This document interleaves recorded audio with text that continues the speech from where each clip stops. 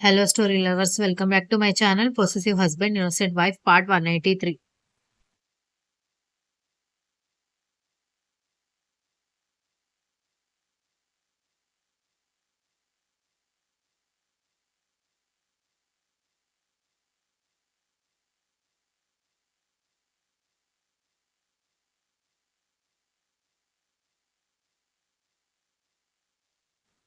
కర్ణ దక్ష భుజం చుట్టూ చేవేసి కీర్తిని మనం పెళ్లికి వచ్చిన దగ్గర నుంచి చూస్తున్నాం కదా. తను ఎంత సరదాగా ఉందో సౌమ్యకు ఒక ఫ్రెండ్ దొరికినట్టే. పైగా వాళ్ళిద్దరికీ పెద్దగా ఏజ్ గ్యాప్ కూడా లేదు కాబట్టి సమస్య లేదు అని అన్నాడు.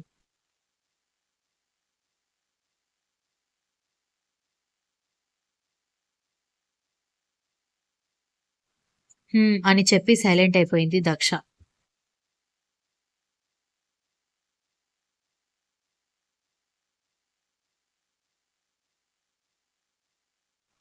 ఆ రోజు రాత్రి వంటగదిలో పని పూర్తి చేసుకుని గదిలోకెళ్ళేసరికి పిల్లలిద్దరూ నిద్రపోతూ ఉండేసరికి కర్ణ బాల్కనీలో కూర్చునే ఉండడంతో వెళ్లి అతని ఒడిలో కూర్చోడంతో ఆమె నడుం చుట్టూ చెయ్యి వేసేసి మెడ వంపులో ముద్దులు పెడుతూ ఏంటి అమ్మాయి గారు దీర్ఘంగా ఆలోచిస్తున్నారు అని అడిగేసరికి సౌమ్య గురించి రేపెంతలా ఏడుస్తుందో ఏంటో అనగానే నువ్వింకా అదే విషయం గురించి ఆలోచిస్తున్నావా అన్నాడు.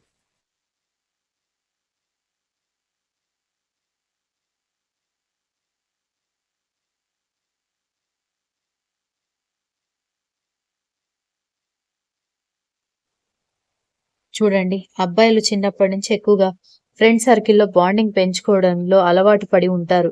వాళ్ళకి ఫ్యామిలీతో ఎంత బాండింగ్ ఉన్నా కూడా అంతే బాండింగ్ బయట ఫ్రెండ్ సర్కిల్‌తో కూడా ఉంటుంది. కాబట్టి వాళ్ళకి ఊరు దాటినా, ఇల్లు దాటినా పెద్దగా బెంగగా అనిపించదు.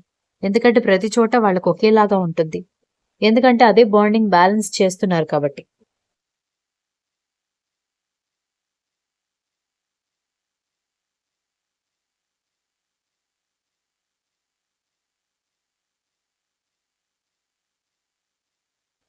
బట్ అమ్మాయిలు అలా కాదు. రెస్ట్రిక్షన్స్ వల్ల ఎక్కువగా క్లోజ్‌నెస్ పెంచుకోకుండా, ఎక్కువగా హ్యాంగ్ ఔట్ చేయకుండా ఉండడంతో ఎలా చూసుకున్నా బయట సర్కిల్‌తో పోలిస్తే ఫ్యామిలీతో బాండింగ్ ఎక్కువగా ఉంటుంది. అందుకే వాళ్ళు అప్పగింతలు చేసేటప్పుడు ఎక్కువ ఏడుస్తారు. దక్ష మాటలు కర్ణ మౌనంగా వింటుంటే, అదే మీరు చూడండి, అబ్బాయి భార్యని, పిల్లల్ని తీసుకుని వేరే ఊరు వెళ్ళాలి అంటే ఏమాత్రం ఫీల్ అవ్వడు. అంటే ఏడిస్తేనే అతను ఫీల్ అవుతున్నాడని నేననను.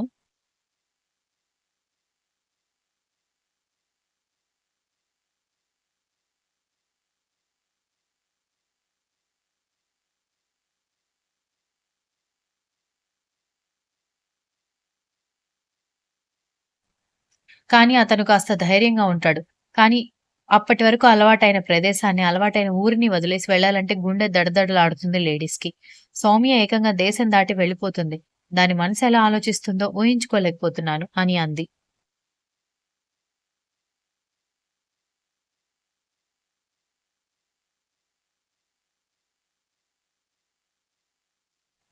నేను అర్థం చేసుకోగలను. స్టార్టింగ్ కాబట్టి అలాగే ఉంటుంది. కానీ వెళ్ళిన వారం రోజుల్లో సౌమ్య అలవాటు పడిపోతుంది. మనం కూడా అలవాటు పడిపోతాం. దీని గురించి నువ్వే అనవసరంగా ఎక్కువగా ఆలోచిస్తున్నావు. అఫ్‌కోర్స్ వెళ్ళే రోజు చాలా ఎక్కువగా ఫీల్ అవుతారు. కాదని అనడం లేదు. కానీ అదే మనసులో పెట్టుకొని లైఫ్ మొత్తం గడపరు కదా అని అన్నాడు.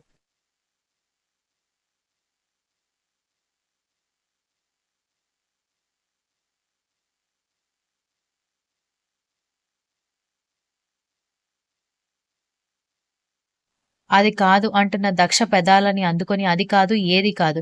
ఇక ఆ విషయాన్ని వదిలేయ్. తెల్లవారిన దగ్గర నుంచి అదే పాట పాడుతున్నావు అని అనగానే దక్ష ఏమీ మాట్లాడలేదు. ఆమె భుజం మీద ముద్దులు పెడుతూ నెమ్మదిగా కంఠం మీదకి చేరుకుంటూ బేబీ మన మధ్యలో గ్యాప్ చాలా వచ్చింది. మరి మీ చెల్లెల ఎంగేజ్‌మెంట్ దగ్గర నుంచి ఇంకా ఎక్కువైపోయింది. ఈ రోజుకి నన్ను కరుణిస్తే చాలా బావుంటుంది అనగానే మీదొక గోల. నాకు రేపెలా ఉంటుందోనని టెన్షన్‌గా ఉంది అని అంది.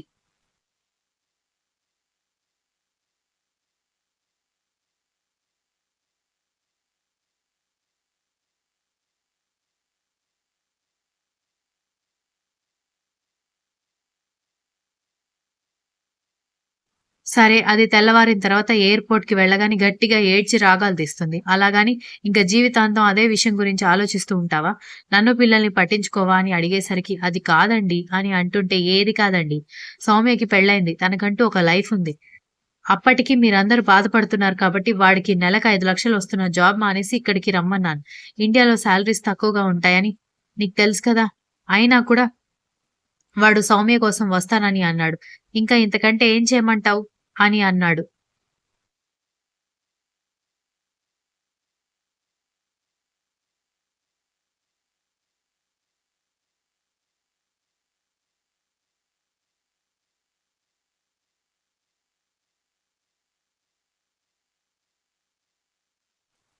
ఇప్పుడు మీరెందుకు నన్ను కోపడుతున్నారు అని ఆమె మూతి ముడుచుకొని అడిగేసరికి, మరి లేకపోతే ఏంటి లేడికి లేచిందే పరుగన్నట్టు తెల్లవారిన తర్వాత నువ్వు అదే విషయం గురించి ఆలోచిస్తున్నావు. నాకెలా ఉంటుంది?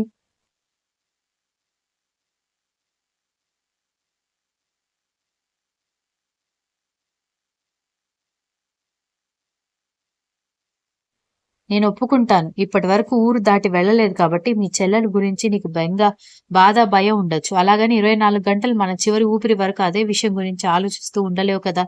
అని అన్నాడు.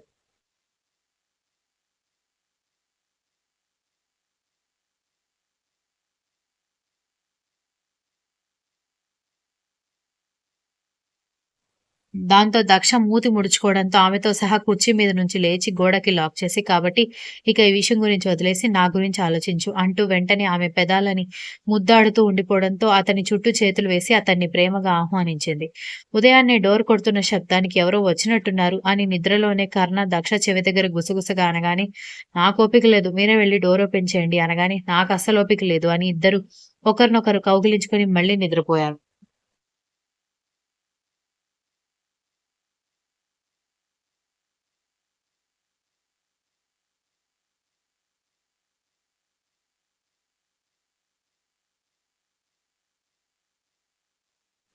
లేవండి అని గట్టిగా బామ్మ డోర్ కొట్టడంతో ఇద్దరూ ఉలిక్కిపడి లేచి మా నాని అనగానే వెళ్లి డోర్ ఓపెన్ చేయడంతో, ఏంటి ఆ మొద్దు నిద్ర? 7 గంటలకి ఫ్లైట్ ఉంది తెలుసు కదా!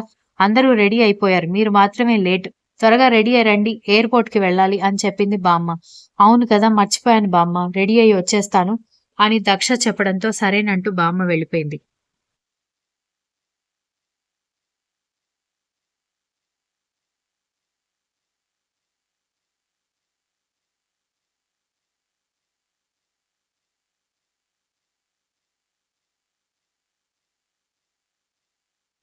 వెంటనే దక్ష, కర్ణ రెడీ అయి పిల్లలిద్దరూ నిద్ర లేవలేదు.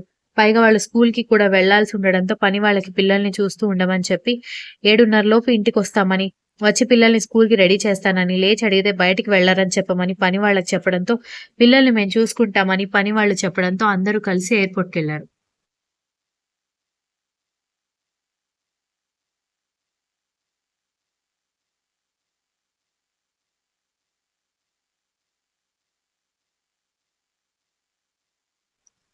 మహాలక్ష్మి వాళ్ళు కూడా రావడంతో సౌమ్య, దక్ష, మహాలక్ష్మి తర్వాత వసుంధర, విశాలాక్షమ్మ నలుగురిని కౌగిలించుకొని ఏడుస్తూ ఉంటే 6 నెలలు తిరిగేలోపు ఇండియా వచ్చేస్తారు సౌమ్య. ఏడవకు నువ్విలా ఏడిస్తే పాపం విశ్వ గిల్టీగా ఫీల్ అవుతాడు కదా!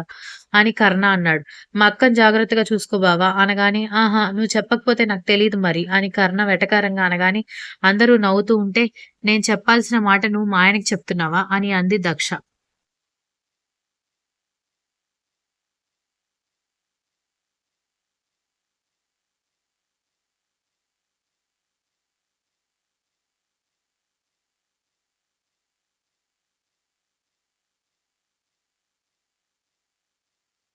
సౌమ్య చిన్నపిల్లలాగా కళ్ళు తుడుచుకుంటూ ఉంటే విశ్వ దగ్గరికి తీసుకొని మీరేం బెంగపడకండి వదిన.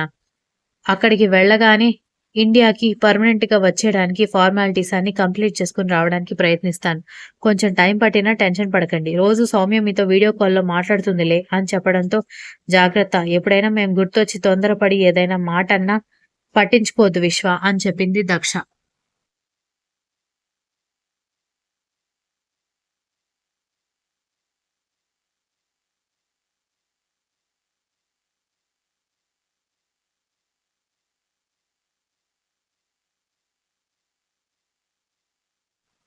అయ్యో! నేను అర్థం చేసుకోగలను వదిన అని విశ్వ అనగానే జాగ్రత్తగా వెళ్ళిరా అని ధాత్రి కూడా చెప్పడంతో సరే మీరందరూ నాకు ఫోన్ చేస్తూ ఉండాలి అని సౌమ్య బెంగగా చెప్పడంతో అందరం ఫోన్ చేస్తాం అని బామ్మ అంటున్నప్పుడు అనౌన్స్‌మెంట్ వినిపించడంతో ఇక ఇమిగ్రేషన్‌లోకి వెళ్ళిపోయారు.